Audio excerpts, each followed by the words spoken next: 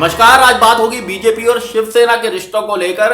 ये रिश्ते कितने मजबूत थे, ये कितनी खटास तक पहुंच गए हैं और अब इन रिश्तों में जो खटास का लेवल है वो बिहार विधानसभा चुनाव में सामने दिखाई दे रहा है कि किस तरह बिहार विधानसभा चुनाव में शिवसेना ने बीजेपी की सियासी जमीन को कमजोर करने के लिए वहां पर अपनी चुनावी रणनीति, अपनी चुनावी बिसात बिछानी शुरू कर दी है। क्या रहा इसका कारण, इस पर भी बात होगी।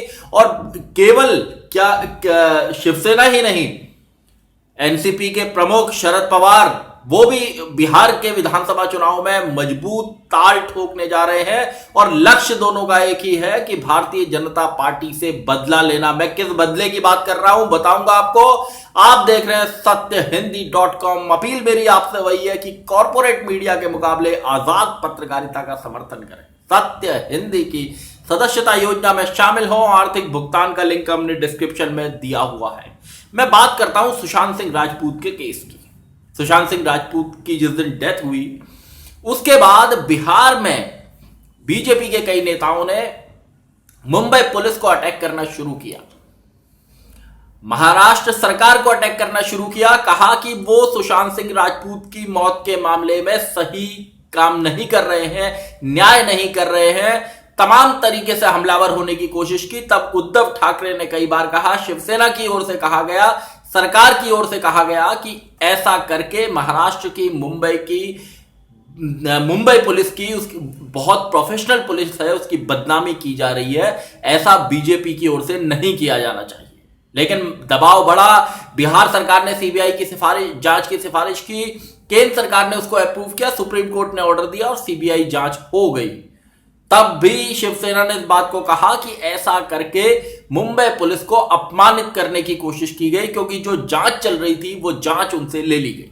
तब उस दौरान इस बात को लेकर बड़ा शोर हुआ कि बीजेपी ने सुशांत सिंह राजपूत की मौत का मुद्दा जो है उसे इतना बड़ा मुद्दा बना लिया। क्योंकि आपने देखा होगा सोशल मीडिया पर तमाम तरह के हैंडल्स पर और फेसबुक, ट्विटर पर, व्हाट्सएप पर तो सुशांत सिंह राजपूत की हत्या हुई, तमाम तरह की इन बातों को कहा गया। सीबीआई के पास जांच आ गई। सीबीआई की जांच के जो शुरुआती निष्कर्ष है और एम्स का जो पैनल इस मामले की जांच कर रहा था, एम्स के पैनल ने साफ तौर पर कहा है कि सुशांत की जो मौत है वो आत्महत्या है और हत्या मानने से उसने इसे इनकार किया है। और सीबीआई की जो इनिशियल रिपोर्ट है, जो शुरुआती जांच है, जो उसके नतीजे हैं, वो भी इसी ओर इशारा करते हैं, यहीं तक पहुंचते हैं। तो अब बीजेपी ने पूरा एक प्लॉट बिहार के अंदर खड़ा हुआ कि सुशांत सिंह राजपूत की हत्या हुई और उसको इंसाफ दिलाने के लिए ठाकरे सरकार ने या मुंबई पुलिस ने वैसा काम नहीं किया जैसा उसे करना चाहिए था। लेकिन यहां जो एम्स की रिपोर्ट आई और जो सीबीआई की जो शुरुआती फाइंडिंग्स आ रही है, उसने वो भी टीवी के जरिए, सोशल मीडिया के जरिए लोगों तक पहुंची, जिसमें साफ हुआ कि आत्महत्या का मामला है, हत्या का मामला नहीं है। अब जब विधानसभा चुनाव, इसके बीच में एक घटना और हुई जब बीजेपी ने सुशांत के कुछ पोस्टर्स रिलीज किए, जिसमें लिखा था, सुशांत की फोटो थी, लिखा था जस्टिस फॉर सुशांत और लिखा था ना भूले हैं ना भूलने देंगे। तो यह साफ हो गया था कि अब बीजेपी सुशांत की मौत के मामले को मुद्दा बनाएगी और देवेंद्र फडणवीस जो महाराष्ट्र के पूर्व मुख्यमंत्री हैं, क्योंकि सुशांत मुंबई में, महाराष्ट्र में रहते थे, वहां के पूर्व मुख्यमंत्री को बिहार में चुनाव प्रभारी बनाकर भेजा गया। तो ये जो सियासत थी यहां तक चल रही थी। लेकिन एम्स की रिपोर्ट आ गई, उसने ये बता दिया कि ये मामला आत्महत्या का है। पैनल ने ये कहा। अब क्या किया जाए?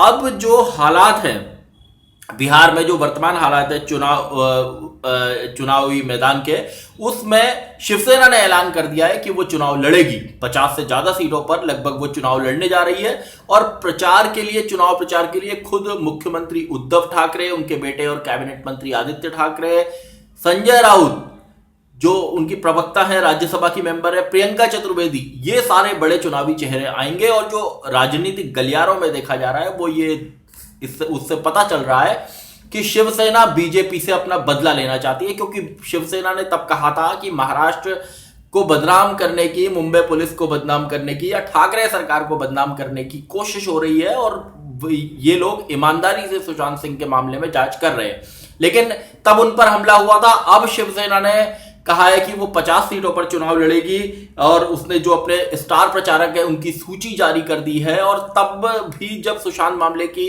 जांच सीबीआई और तमाम एजेंसियों सीबीआई को देने की और वो बात चल रही थी, तब भी ये कहा जा रहा था कि जिस तरीके का हमला ठाकरे सरकार पर हो रहा है वो उसके पीछे कहीं कोई राजनीतिक एंगल है। तो अब शिवसेना ने कहा है कि वो पूरे दमखम के साथ 50 सीटों पर चुनाव लड़ेगी।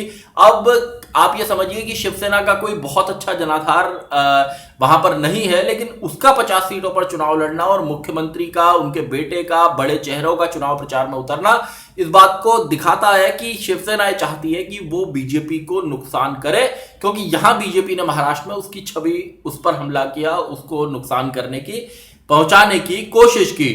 एनसीपी पहले भी चुनाव लड़ती रही है बिहार में, लेकिन शरद पवार इस बार ज्यादा ताकत के साथ चुनाव लड़ते दिख रहे हैं। 40 स्टार प्रचारकों की सूची जारी की गई है, उसमें शरद पवार का तो नाम है ही है।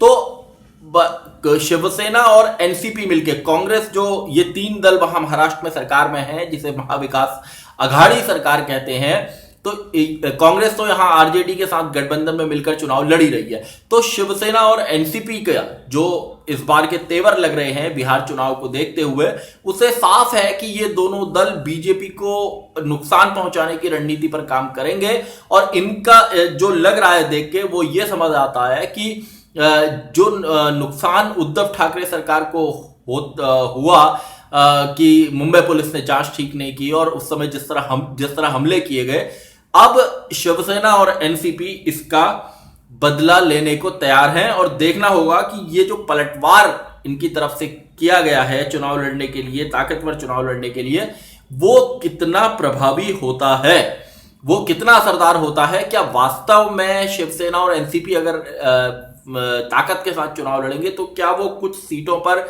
बीजेपी को नुकसान पहुंचा पाएंगे? क्योंकि जो समझ आता है वो ये कि इनका प्राइमरी मुद्दा यही होगा, ये अब इनके भाषणों में, कि बीजेपी ने इसे मुद्दा बनाने की कोशिश की। ये आत्महत्या का मामला था, मुंबई पुलिस सही जगह जांच कर रही थी, मुद्दों पर बात नहीं हुई और सुशांत सिंह की मौत को 4 महीने तक एक बड़ा मुद्दा बनाने की कोशिश की गई, जबकि कोरोना संक्रमण के कारण के बढ़ते मामले, बदहाल स्वास्थ्य सुविधाएं और लॉकडाउन के कारण बेरोजगार हुए लोग, घर वापस लौटे लोग, तमाम मुद्दे वहां पर थे। मुझे ऐसा लगता है कि शिवसेना और एनसीपी इन बातों को मुद्दा बनाएगी कि इन बातों को, इन अहम बातों को, या बाढ़ की विभीषिका से लोग बिहार में परेशान थे, उन बातों को मुद्दा बनाने के बजाय सुशांत सिंह के केस को आगे किया गया, चुनाव जीतने के लिए किया गया। और ये भी ये कह सकते हैं कि चुनाव में इसे भावनात्मक मुद्दा, इससे वोट बटोरने की कोशिश की गई। लेकिन अब जिस तरह की मैंने कहा कि एम्स के पैनल की रिपोर्ट या सीबीआई की शुरुआती जो फाइंडिंग्स है वो इस ओर इशारा नहीं करती कि सुशांत सिंह ने की हत्या हुई है, आत्महत्या का मामला दिखता है। तो बिहार की सियासत में आप देखिए कि महाराष्ट्र का जो एंगल था, उस समय बिहार बनाम महाराष्ट्र का एक युद्ध करने की कोशिश की गई, वो अब यहां पर शिवसेना के पास मौका है तो वो यहां पर उसको वो बदला लेने के लिए तैयार है। एनसीपी भी ताकत से लड़ रही है। और बीजेपी और शिवसेना का साथ कितना लंबा है आप जानते हैं, वर्षों तक, कई सालों तक ये एनडीए में रहे हैं, महाराष्ट्र में कई बार सरकार चलाई है। एनडीए की सरकार जब केंद्र में बनी है तब शिवसेना की उसमें भागीदारी रही है, लेकिन पिछले साल जो रिश्ते खराब हुए मुख्यमंत्री पद के घमासान को लेकर, शिवसेना चाहती थी कि मुख्यमंत्री उसका हो, बीजेपी नहीं चाहती थी कि मुख्यमंत्री शिवसेना का हो। तो वो जो घमासान था उसके बाद रिलेशन खराब हुए, खटास पैदा हुई। कई मौकों पर जब उद्धव ठाकरे को विधान परिषद का सदस्य बनना था तब भी थोड़ा बहुत खटास आई, लेकिन सुशांत मामले की जांच के कारण, कोरोना के दौरान भी इतनी खटास बीजेपी और शिवसेना के रिश्तों में नहीं आई। लेकिन ये जो सुशांत के मामले के दौरान जिस तरह जांच चली, जिस तरह बीजेपी का हमलावर रुख रहा, उससे रिश्ते बहुत ज्यादा खराब हुए।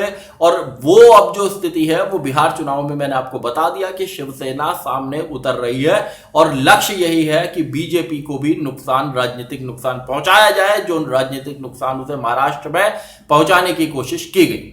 सत्यहिंदी.com में आज के लिए बस इतना ही। ऐसे ही तमाम मुद्दों पर मेरी आपसे आगे भी बातचीत होती रहेगी। धन्यवाद। सत्य हिंदी के और वीडियोस को देखने के लिए हमारे YouTube चैनल को सब्सक्राइब करें और सीधे नोटिफिकेशन पाने के लिए बेल आइकन दबाएं।